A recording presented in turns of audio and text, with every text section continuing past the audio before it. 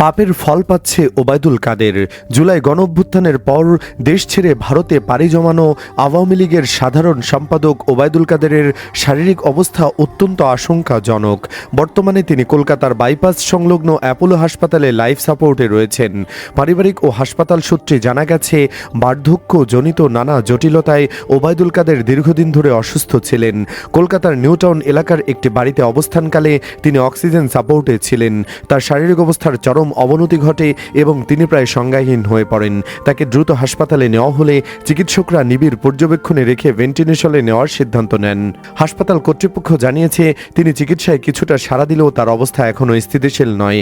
2024 সালের 5 আগস্ট স্বৈরাচার আওয়ামী লীগের পতনের পর প্রায় 3 মাস দেশে আত্মগোপনে ছিলেন ওবায়দুল কাদের।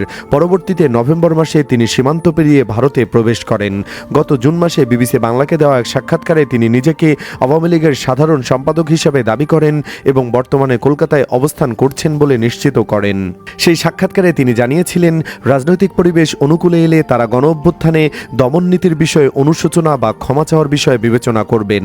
ওবায়দুল কাদের 2016 সাল থেকে টানা 3 মেয়াদে স্বৈরাচার আওয়ামী লীগের সাধারণ সম্পাদকের দায়িত্ব পালন করেছেন। এছাড়াও 2011 সাল থেকে 2024 সালের 5 আগস্ট পর্যন্ত তিনি সড়ক পরিবহন ও সেতু মন্ত্রণালয়ের দায়িত্বে ছিলেন।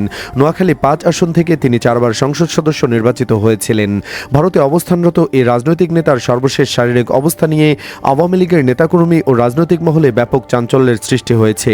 দর্শক, সত্যিই কি জীবনের শেষ সময় পার করছেন ওবায়দুল কাদের, যার হুঙ্কারে কেঁপে উঠত দেশ, আজ সে অবস্থায় পড়ে আছে কলকাতার হাসপাতালে। তার এই অবস্থার জন্য সে নিজেই দায়ী। কাদেরের এমন পরিস্থিতি দেখে আপনি কি খুশি? কমেন্টে হ্যাঁ বা না লিখে জানিয়ে দিন আপনার মূল্যবান মতামত। ভিডিওটি ভালো লাগলে লাইক দিন এবং চ্যানেলটিকে সাবস্ক্রাইব করে সাথেই থাকুন। ধন্যবাদ।